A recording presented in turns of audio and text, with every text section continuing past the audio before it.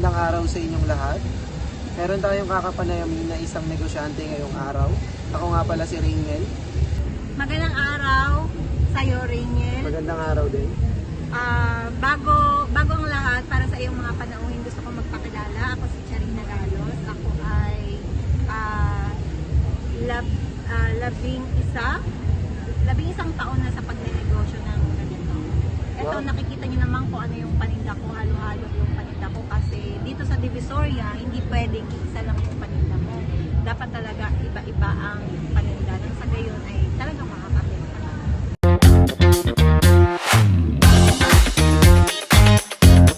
Ano ang iyong negosyo? Ang negosyo ko is karamihan dito ay parang buy and sell lang talaga siya. Yung kukuha ka sa supplier and then ilalagay mo siya sa pwesto na ganito and then i-resell mo lang siya. Karamihan sa paninda ko ay makikita niyo mga RTW, mga bags, meron akong mga damit, meron din akong halo-halo, mga kagaya niyan, mga paggamitan ng mga pangbabae, panglalaki, iba-iba. Halos lahat na dito. Madami talaga. Madami talaga.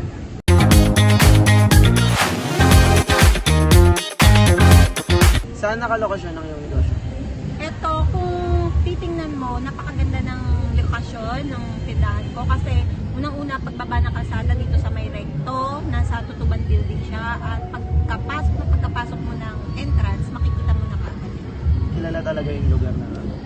Sobrang kilala ang Tutuban kasi noon pa man na hindi pa naitatayo yung ibang mga building dyan like yung 168, yung 999, mas nauna ang Tutuban. Kaya mas kilala siya.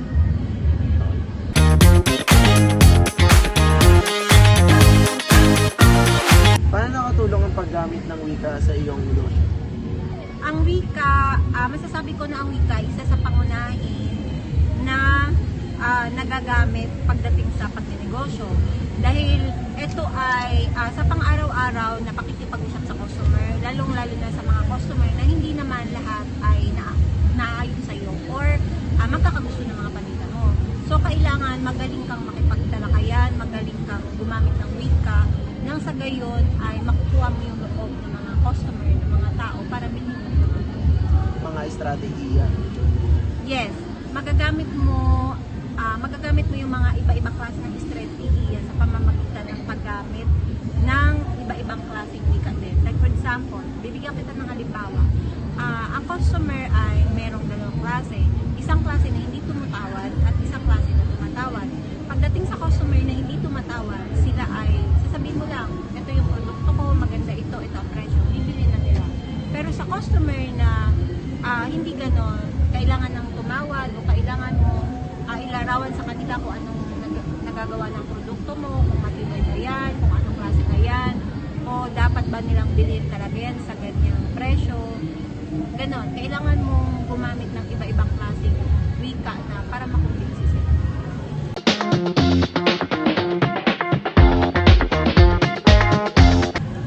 Gaano naman kahalaga ang iyong negosyo sa lipunan, sa kinabibilangan nito? Masasabi ko na ang negosyo ko ay malaki ang ginagampanan nito sa lipunan sapagkat alam mo yon, nakakapagbigay ako ng trabaho sa ibang tao, lalong-lalo na sa mga kagaya natin na hindi patapos ng pag-aaral. Like for example, sa mga estudyante na mayroong bakasyon, tumatanggap ako ng mga nag-e-extra. Nakakapagbigay tayo ng hanap buhay para doon sa mga taong hindi natatanggap sa mga minimum wages. Hindi tayo naminili ng mga trabahante na basta marunong magtinda, masipag at willing magtrabaho, tinatanggap natin at nakakapagbigay tayo ng kapakinabangan sa lipunan. Basta marunong magtinda. Yes, basta marunong magtinda, mapagkakatiwalaan, masipag, gano'n. Yun ang kailangan ng, kumbaga, mga nagnenegosyo. Yun ang mga kailangan na tao. At tsaka, pagdating sa negosyo, masasabi mo talaga na parte ka ng lipunan. Kasi, ang negosyo ay hindi lang umiikot sa ikaw ang kikita. Kundi ang negosyo ay umiikot sa mga taong nakikinabang. Halimbawa, ako, nagbibigay ako ng trabaho sa mga tao, sila na ipoprovide nila ang pangangailangan ng kanila. Tama. trabahador mo dito? Dito, meron dalawa at saka isang pamangkin ko, minsan ako, at saka yung anak ko. Parang apat. Parang family, negosyo. Oo, parang family business siya kung titignan mo. Kasi pwede mo kasing maisasalin. Halimbawa, sa akin, syempre pag tumanda ako, pwede pa salin sa mga anak ko. Ipapasa. Maipapasa.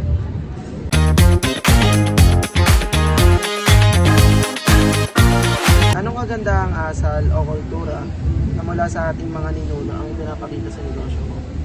Ang masasabi ko lang na isa sa kultura natin na maipapakita ko ng negosyo ko ay yung pagtulong sa kapwa.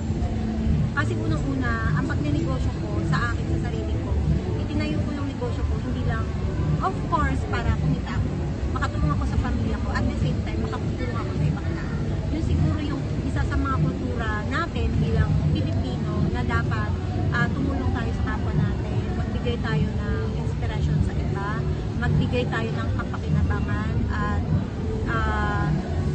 gumawa tayo ng mabuti sa kapwa natin. Yun lang ay, kumbaga, hindi lang iikot yun sa atin, kundi sa ibang tao.